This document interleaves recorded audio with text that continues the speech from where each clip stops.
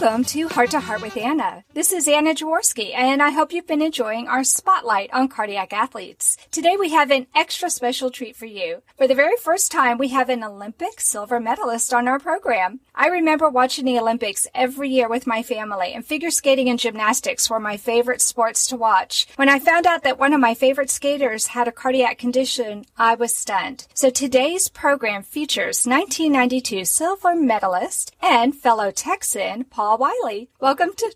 How do you like that? I know you're from Dallas, Texas.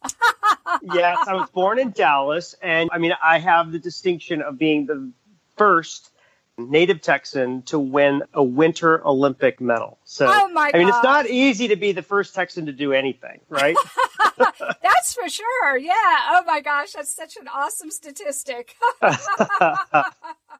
Yeah, the head of the USOC's PR department was this guy named Bob Condren, and he's from Texas. And so we would always kind of walk back and forth, and I'd be like, hey, Tex, what's going on? And so he was like, I researched this, and it is the truth. You are the first native Texan to win a Winter Olympic medal. So there you have it. Oh, my gosh. And here you are on my program. I feel so honored. Oh, thanks. Well, Paul, seeing you skate on the ice, which is so physically demanding, one would never expect you to have a cardiac condition. Can you tell us about what happened to you? Sure. I was working out about 3 years ago, and I was doing some running with buddies, and we were doing sprints. And in the middle of the workout, I doubled over and fell forward. And at that point, I was having sudden cardiac arrest.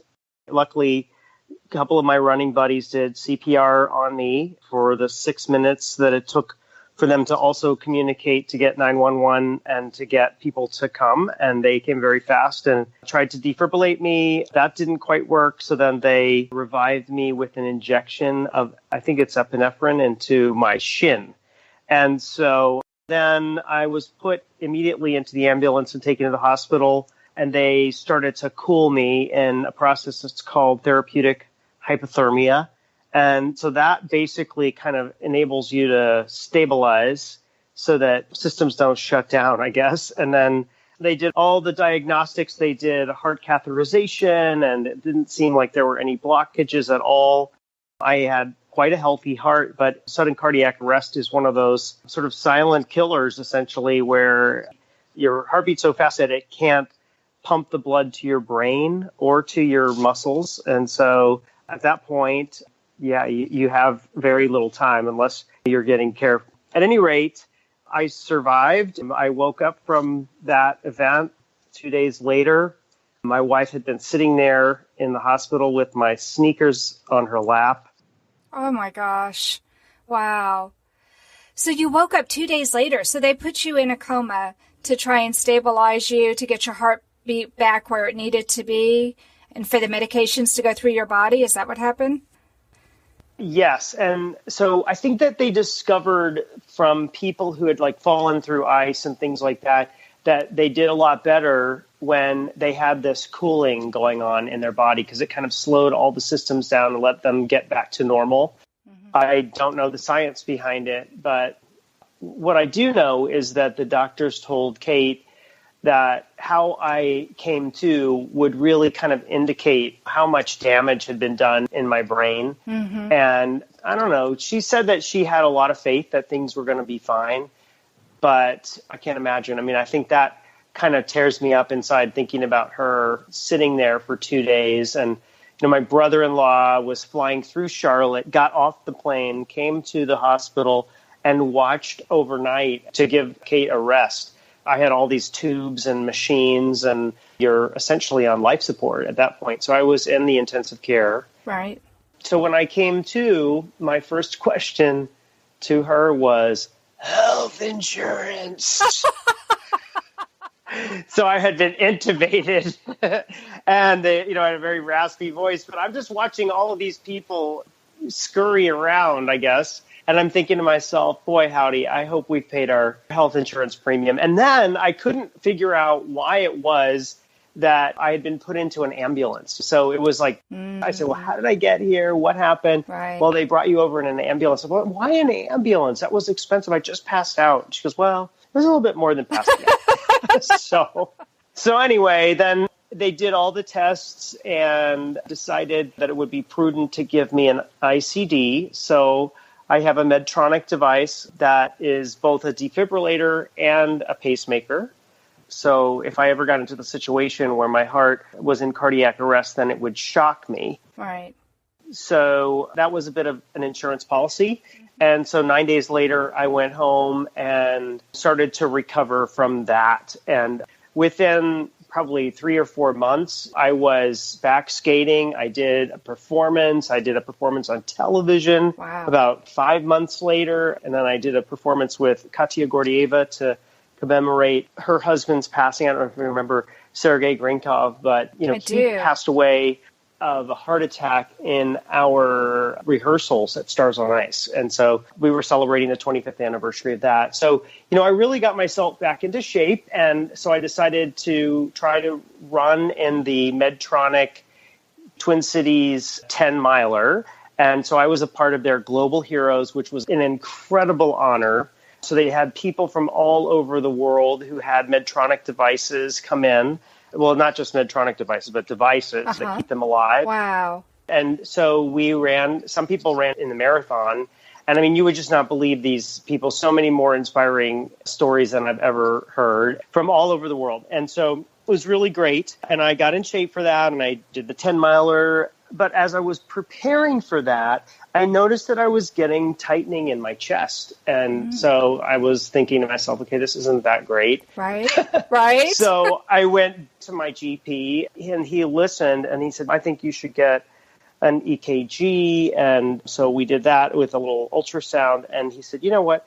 You have aortic stenosis and it's progressing. I mean, I knew that I had aortic stenosis from the time before, but it had progressed. And so basically, over about 3 months, it got to the point where I asked a lot of different cardiologists, and at great places. They said, we think that you need a valve replacement. And so I was like, okay, cardiac surgery number 2. Right, right.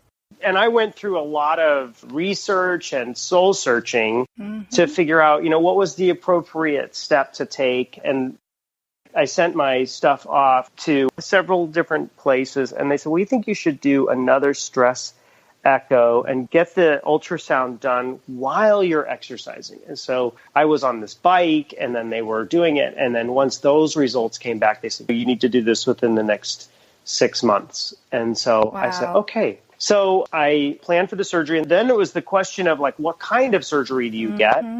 Because they have the TAVR, which is the transcatheter kind. Right. But they looked at 3 different factors for me that were not going to work. I'm small. I'm 5'4". That means that my heart is relatively smaller, and the little things that they have to move around. They're like a 37-inch chest. So it's not like it's a giant football player. And I plan to be active, right? And I'm young. And so I guess the thing is that over time, obviously the valves wear out no matter what kind of a valve you have. So there's a lot of different kinds. You can get these synthetic ones, but those make noise and require you to take blood thinners. And then you can get a pig valve or a cow valve. And I kind of went all the way through the research.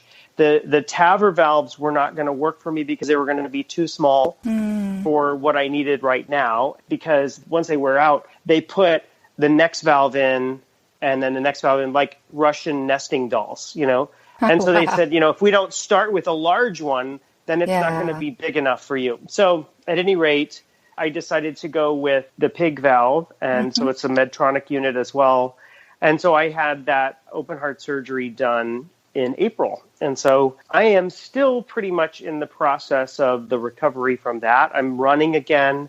I haven't done a lot of skating, but my sternum is finally healed enough so that I'm doing push-ups and things that are more normal for me to work out. Right. Anyway. Wow. I feel like this is my second lap around. Yeah. But a lot harder.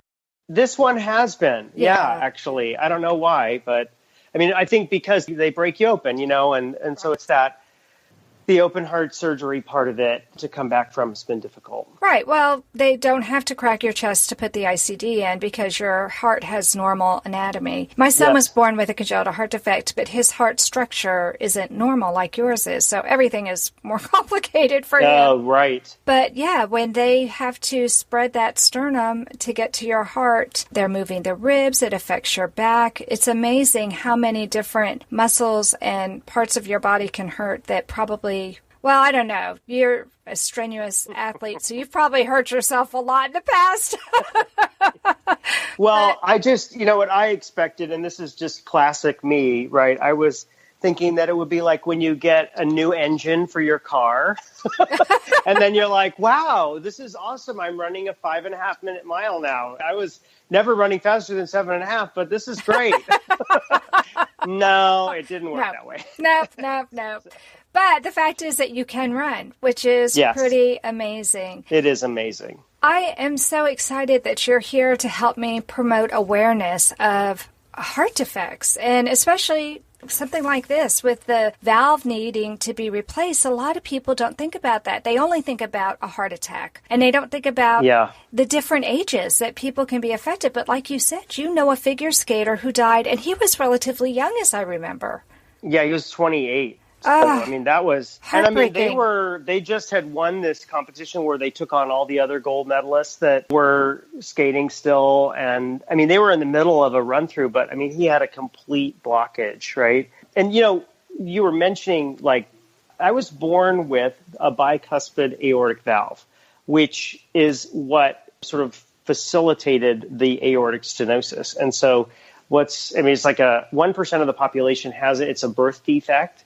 Most people have a tricuspid aortic valve, and so mine was bicuspid. And I think that what they say is that when you get to about the age of 50, that's when aortic stenosis starts to take place because of the way that the heart has been sort of maybe stressed for years, So anyway, I wanted to mention that's what they pointed to as the root cause for the aortic stenosis. They never figured out what the root cause of the sudden cardiac arrest was, and the two are unrelated, according to the folks that I've had as doctors. So it's kind of hard to believe. Right? Yeah. But it really is. Yeah. And when I think about the kind of training that I did for figure skating, just the very intense interval training, and everybody thinks figure skating looks really easy, but the 4.5 minute program is you're pretty much going from your anaerobic max for several minutes at a time with a small recovery and then back to that max. And I remember the people from the U.S. Olympic Committee coming over. I was training in Colorado Springs, and I put on one of those polar heart rate monitors before. This was years ago, like in mid 80s. And they said, we had no idea that you athletes work this hard. Because it looks so effortless. Right. And you're like, this is hard. Because, we're skating down the ice, and then we're doing a jump, and then we're doing a spin, and essentially exerting all of this energy. Anyway, I am looking forward to getting back to skating, and skiing is a huge passion of mine, because last year I had this amazing ski year.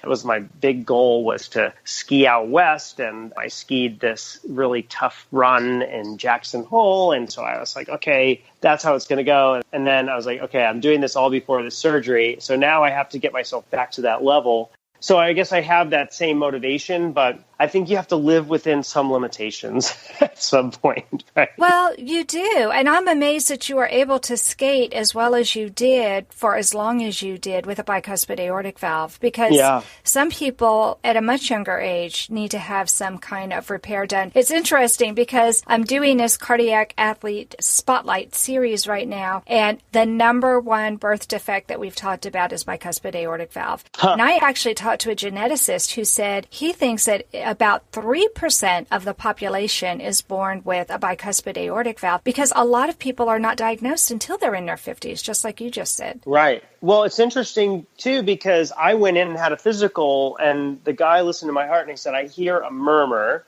and he diagnosed it as a mitral valve prolapse. So I don't know whether that was a misdiagnosis at that time. But I know that every time I went to the dentist, I had to take prophylactic antibiotics and things like that. It wasn't like it was a big deal because I was always going through the stress test protocol, like pro forma. And it was, okay, you seem like you're in fine shape and there's no blockages. And so just watch that when you go to the dentist. Wow. So how old were you when it was first diagnosed? What, the bicuspid aortic valve? Yes. Just when I had sudden cardiac arrest. So that would have been, So when you were a kid, you didn't know? No, I had no idea. No. Wow.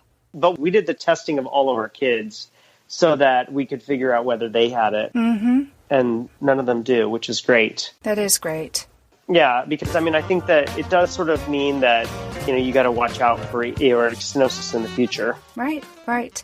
The most common themes that I hear is why. She always needed a lot of attention. She had strokes. Even though it's a natural inclination to withdraw from the CHD community, I think being a part of it helped me be part of the solution. Heart to Heart with Michael. Please join us every Thursday at noon Eastern. I'm Michael Lieben, and I'll be your host as we talk with people from around the world who have experienced those most difficult moments.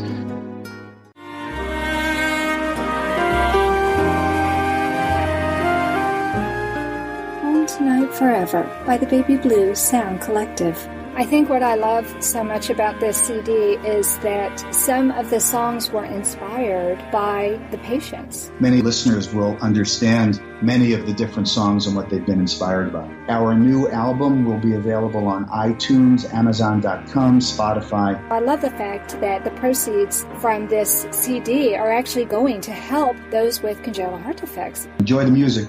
Home Tonight Forever.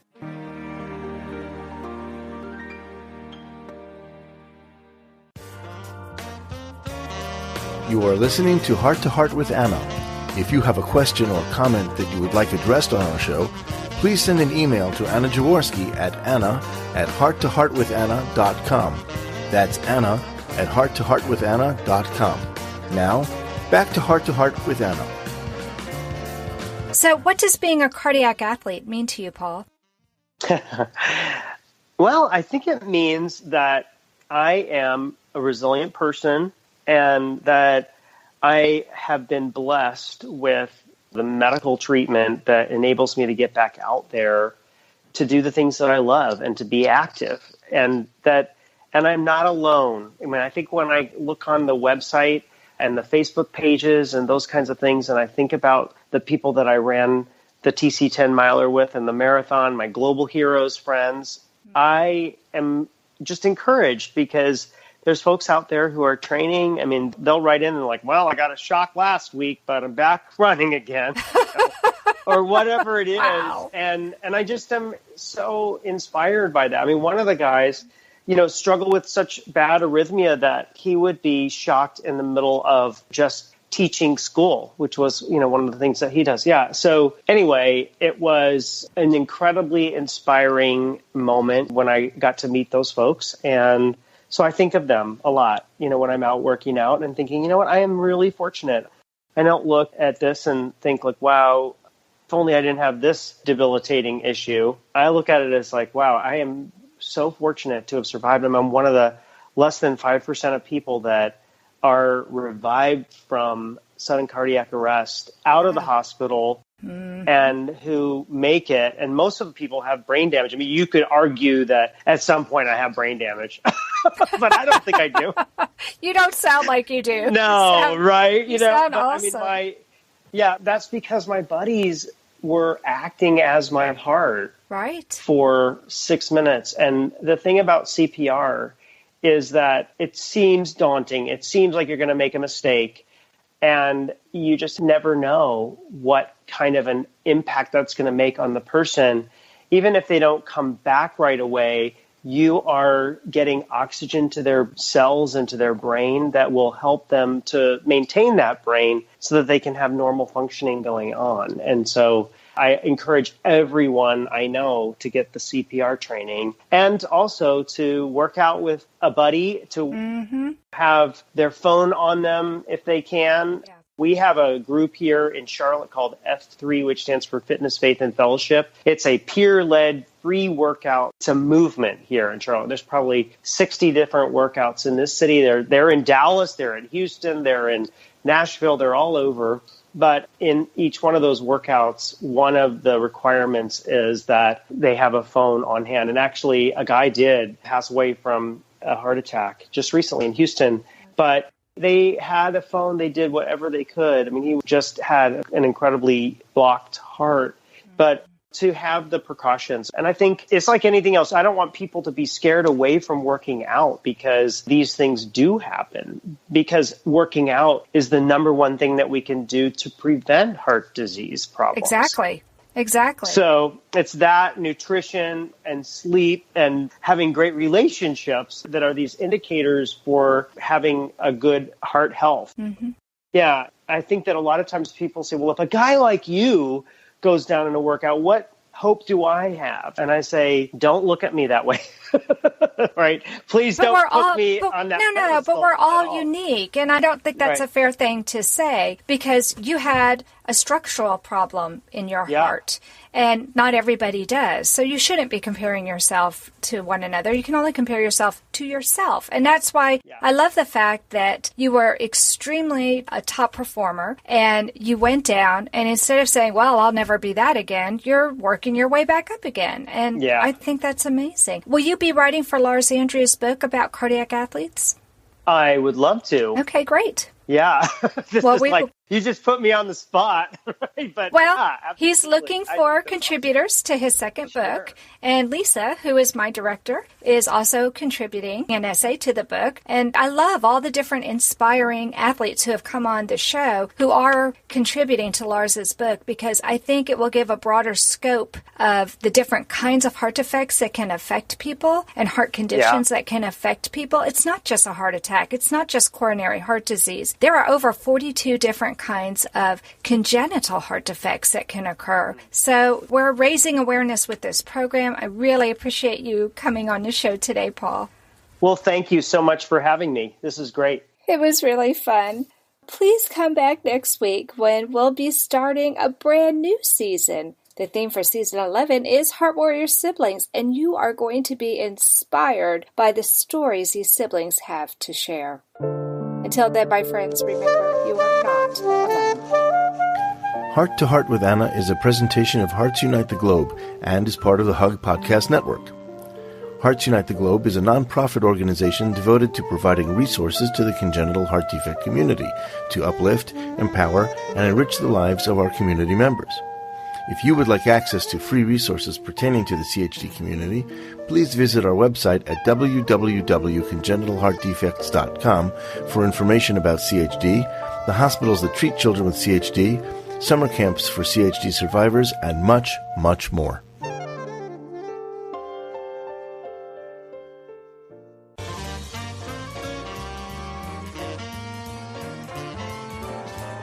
Thank you again for joining us this week. We hope you have been inspired and empowered to become an advocate for the congenital heart defect community. Heart to Heart with Anna, with your host Anna Jaworski, can be heard every Tuesday at 12 noon Eastern Time.